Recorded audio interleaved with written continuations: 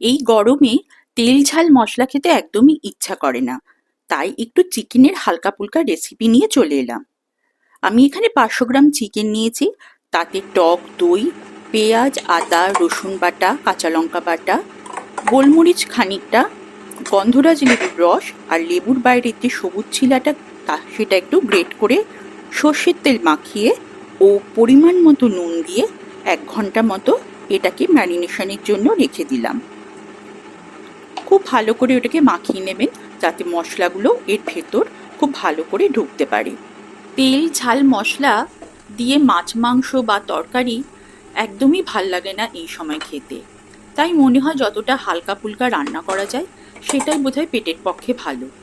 তবু চিকেনটা করতে তো একটু পেঁয়াজ রসুন তো লাগেই, তাই আমি যতটা সম্ভব কম পেঁয়াজ রসুন দিয়ে এটা হালকাভাবেই করার চেষ্টা করছি। খুব অল্প অল্প দিয়ে এটাকে সর্ষের তেল মাখিয়ে নিলাম, নিয়ে এটাকে আমি ম্যারিনেশনের জন্য এবার রেখে দেব। সবুজ ছিলাটা গ্রেট করার সময় কিন্তু সাবধান, অনেক সময় অসাবধানতা বশত কিন্তু হাতটা কেটেও যেতে পারে, সেই জন্য খুব সাবধানে এটাকে করবেন। এবং স্বাদ মতো নুন আমি এর মধ্যে দিয়ে দিলাম। এবার এটাকে মাখিয়ে নিয়ে রেখে দিলাম।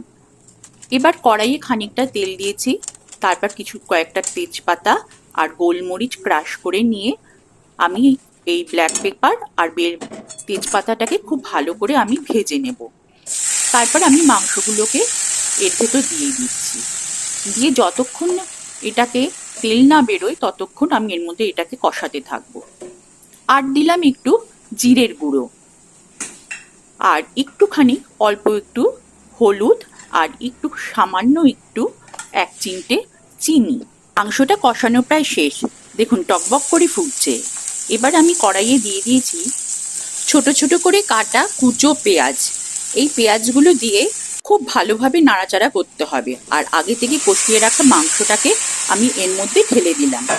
কুচো পেঁয়াজ আর মাংসটাকে আমি ভালো করে মিক্সড করে নেব। খেয়াল রাখবেন দই দেওয়া আছে যাতে এটা লেগে না যায়, তাই আমি মশলা ধোয়া জলটা এর ভেতর দিয়ে দিলাম। এবার এটাকে ভালো করে মিক্স করে একটু অল্প একটু স্বাদ মতো চিনি দিয়ে নাড়িয়ে চাড়িয়ে আমি এটাকে ফুটতে দিতে থাকবো। দেখুন রংটা খুব সুন্দর হয়েছে, এত ভালো সুন্দর দেখতে হয়েছে। যখন তেল ছাড়বে তখন মনে করবেন যে মাংসটা হয়ে গেছে। দেখুন আমার মাংস কিন্তু রেডি। আর আমি ওপর থেকে কাঁচা লঙ্কা, গোল করে কাটা গন্ধরাজ লেবু আর লেবুর ছিলা দিয়ে দিলাম। আমার মাংস রেডি। একবার ট্রাই করে দেখুন, আপনারাও পারবেন, খুব সুন্দর হয় খেতে। এই